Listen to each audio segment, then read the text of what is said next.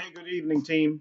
Welcome to week 2 of Organizational Change OS 430. So, this week we are going to explore and build more onto John Kotter and Bridges change management, specifically with John Kotter on creating a sense of urgency.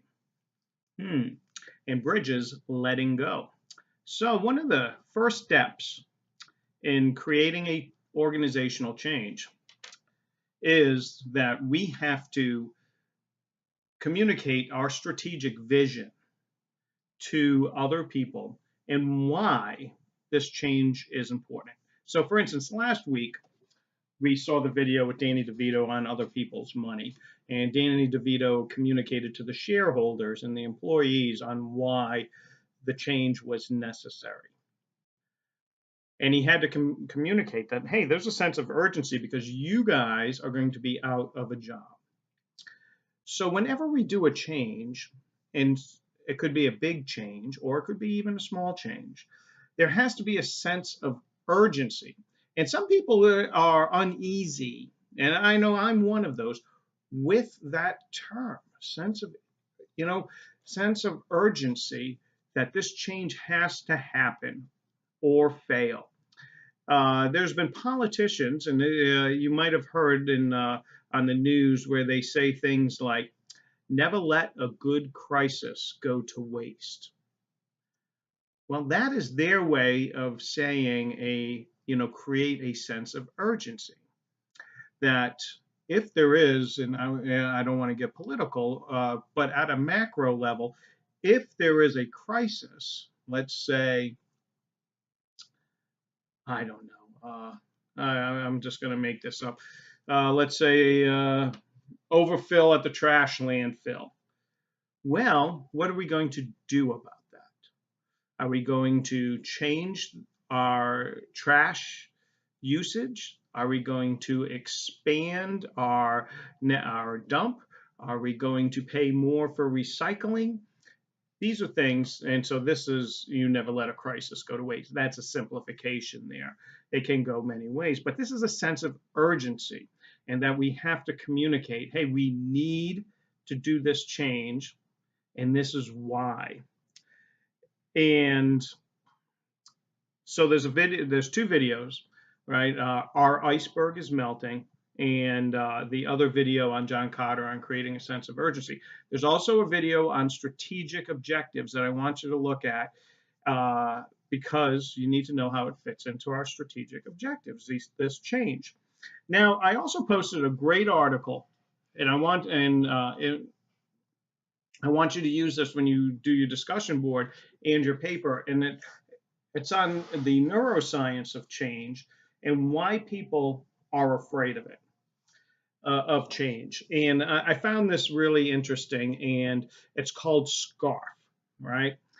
And so what it stands for is that people are afraid of change because it can affect their social status. That's the S.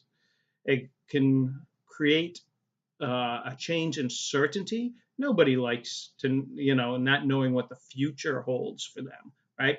Because our mortgage payments are due every month. Our rent payments are due every month, whether we have a job or not. So we don't like that uncertainty.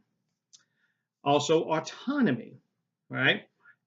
With this change that's going to occur, am I going to have more supervision on me? Another one is relationships, right? When this change occurs, is it going to affect the friendships I have? Am I going to have new people I'm going to be supervising? Are new people going to be supervising me? Is it going to change my coworkers? Is it going to change, that type of relationship? And also fairness. If this change happens, that's the last letter, F, right? Fairness. I figured you guys are following me. Fairness. So if this change happens, am I going to have to change my work hours? Am I going to be treated different than other employees? Am I going to be, made to do something that somebody else isn't? Am I going to have a uniform change? Perhaps in a color I don't like. Like, so for instance, if you've flown Delta Airlines recently, they now have purple uniforms. And I have a friend that's a pilot for Delta, so we were, making fun and joking and just singing Purple Rain over and over again with this pilot. And so whenever you fly Delta and you see those outfits, you can just sing Purple Rain with them. I think it's better than singing the Barney songs. They didn't like that too much. So, anyways, yeah, these are changes. And think about that. All Delta did was change their uniforms.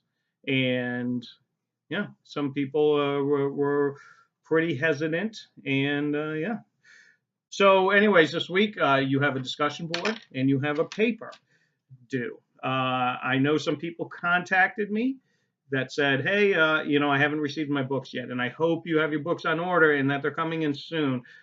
Because if you contacted me, I said, "Okay, extension granted, but no late discussion boards. Remember, I said I don't do those. Make sure you do your initial post by the end of the weekend."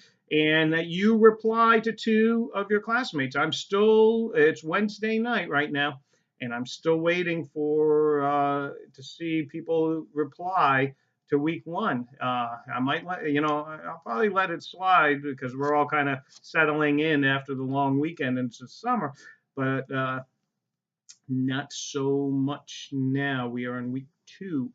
Also, we have Census Day on Thursday. That is on the 12th. That's the soft census day. That's the one where I mark you absent and you get a phone call from the school.